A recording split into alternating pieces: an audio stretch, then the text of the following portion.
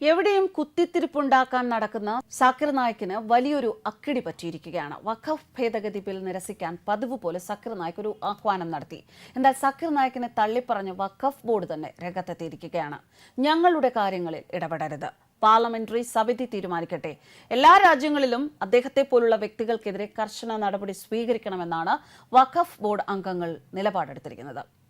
കേന്ദ്ര സർക്കാരിന്റെ വഖഫ് ഭേദഗതി ബിൽ നിരസിക്കാൻ ആഹ്വാനം ചെയ്ത വിവാദ ഇസ്ലാമിക പ്രഭാഷകൻ സാക്കിർ നായിക് ഇസ്ലാമിക സ്ഥാപനങ്ങളിലും സ്വത്തുക്കളിലും ദോഷകരമായ പ്രത്യാഘാതങ്ങൾ ഉണ്ടാക്കുമെന്നും ബില്ലിനെ എതിർക്കണം എന്നുമാണ് സാക്കിർ നായിക് ഇന്ത്യയിലെ മുസ്ലിം സമൂഹത്തോട് ആഹ്വാനം ചെയ്തത്. എന്നാൽ ഈ ആഹ്വാനത്തെ പാടെ തള്ളിയിരിക്കുകയാണ് വഖഫ് ബോർഡ് തന്നെ. ഇസ്ലാമിന്റെ ഭാവിയിൽ ഗുരുതരമായ പ്രത്യാഘാതങ്ങൾ ഉണ്ടാക്കുന്നതാണ് ബില്ലെന്നും കുറഞ്ഞത് 5 ദശലക്ഷം മുസ്ലിങ്ങളെങ്കിലും ബില്ലിനെതിരെ രംഗത്ത് വരണം എന്നുമാണ് സാക്കിർ പറയുന്നത്. വഖഫ് സ്വത്തുക്കൾ സംരക്ഷിക്കുക, വഖഫ് ഭേദഗതി ബിൽ നിരസിക്കുക, ഇസ്ലാമിക സ്ഥാപനങ്ങളുടെ സമഗ്രതയെയും ഭാവിയെയും തകർക്കുന്ന ഭീഷണിയാണ് ബിൽ. ബിൽ പാസാക്കുകയാണെങ്കിൽ ഇഹത്തിലും പരത്തിലും ബാധ്യതകൾ ഉണ്ടാകുമെന്നുമൊക്കെയാണ് സക്കീറിന്റെ വാദം.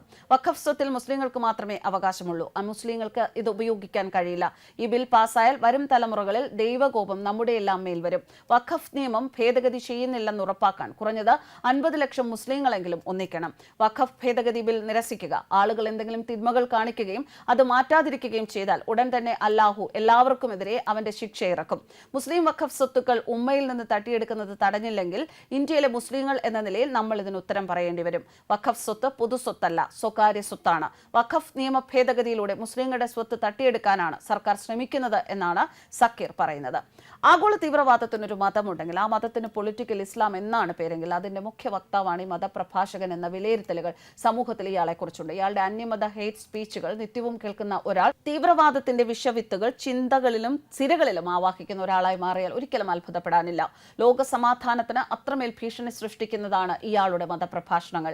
സാക്കിർ നായിക് ഇന്ത്യയിൽ നിലനിൽക്കുന്ന ആരോപണങ്ങളെയും കേസുകളെയും തുടർന്ന് രാജ്യത്തിന് പുറത്ത് ഒളിവിലാണ്. ബോംബെ ആസ്ഥാനമായി പ്രവർത്തിക്കുന്ന ഇസ്ലാമിക് റിസർച്ച് ഫൗണ്ടേഷൻ IRF എന്ന സ്ഥാപനത്തിന്റെ പ്രസിഡന്റും പീസ് ടിവിയുടെ സ്ഥാപകരിൽ ഒരാളുമാണ് സാക്കിർ നായിക്. സലഫി ചിന്താധാരയിലെ ആശയങ്ങളാണ് സാക്കിർ നായിക് പൊതുവെ മുന്നോട്ട് വയ്ക്കാറുള്ളത്.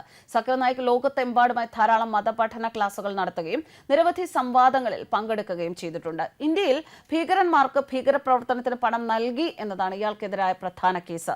നിയമവിരുദ്ധ രീതിയിൽ കള്ളപ്പണം വെളുപ്പിച്ചു എന്നും കേസുകളുണ്ട്. ക്രിസ്തുമസ് ആശംസകൾ നേരുന്നത് മതവിരുദ്ധമാണെന്നതുൾപ്പെടെയുള്ള പല വിവാദ പ്രസ്താവനകളും സാക്കിർ നായിക്കിന്റേതായുണ്ട്. 2016 ജൂലൈ 1-2 തീയതികളിൽ ധാക്കയിൽ നടന്ന ആക്രമണങ്ങളിലെ പ്രതികളിൽ ഒരാൾ താൻ സാക്കിർ നായിക്കിന്റെ അനുയായിയാണ് എന്ന് വെളിപ്പെടുത്തിയിട്ടുണ്ട്. ഇതോടെ സാക്കിർ നായിക് ഇന്ത്യൻ പോലീസിന്റെ ശ്രദ്ധ പിടിച്ചുപറ്റുകയുണ്ടായി. ബ്രിട്ടനും കാനഡയും നേരത്തെ തന്നെ സാക്കിർ നായിക് തങ്ങളുടെ രാജ്യത്ത് പ്രവേശിക്കുന്നതിനെ തടഞ്ഞിരുന്നു. മതസ്പർദ്ധ ഉണ്ടാകും എന്ന സംശയത്തിൽ മലേഷ്യ ഇദ്ദേഹത്തിന്റെ പ്രസംഗങ്ങളും നിരോധിച്ചിരുന്നു.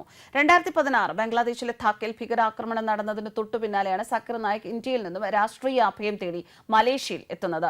ധാക്കയിൽ ആക്രമണം നടത്തിയവരിൽ ഒരാൾ തന്നെ ആ പ്രവൃത്തിക്ക് പ്രേരിപ്പിച്ചത് പീസ് ടിവി എന്ന യൂട്യൂബ് ചാനലിലൂടെ സാക്കിർ നായിക് നടത്തിയ മതപ്രഭാഷണങ്ങളാണെന്ന് മൊഴി കൊടുത്തതോടെ മുംബൈയിൽ നായിക്കിനെ അറസ്റ്റ് ചെയ്യാനുള്ള സമ്മർദ്ദം മുറുകിയ പശ്ചാത്തലത്തിലായിരുന്നു അദ്ദേഹത്തിന്റെ പലായനം. അതിൽ പിന്നെ സാക്കിർ അബ്ദുൽ കരീം നായിക് എന്ന സാക്കിർ നായിക് ഇന്ത്യൻ മണ്ണിൽ കാലുകുത്തിയിട്ടില്ല. ഇന്ത്യയിൽ നായിക്കിനെതിരെ ഗുരുതരമായ പല കുറ്റങ്ങളും ആരോപിക്കപ്പെട്ടിട്ടുണ്ട്. അതിന്റെ പേരിൽ പിടികിട്ടാപ്പുള്ളികളുടെ ലിസ്റ്റിലാണ് ഇന്നും സാക്കിർ നായിക്കിന്റെ സ്ഥാനം. ന്യൂസ് ഡെസ്ക് കർമാനസ്. നന്ദില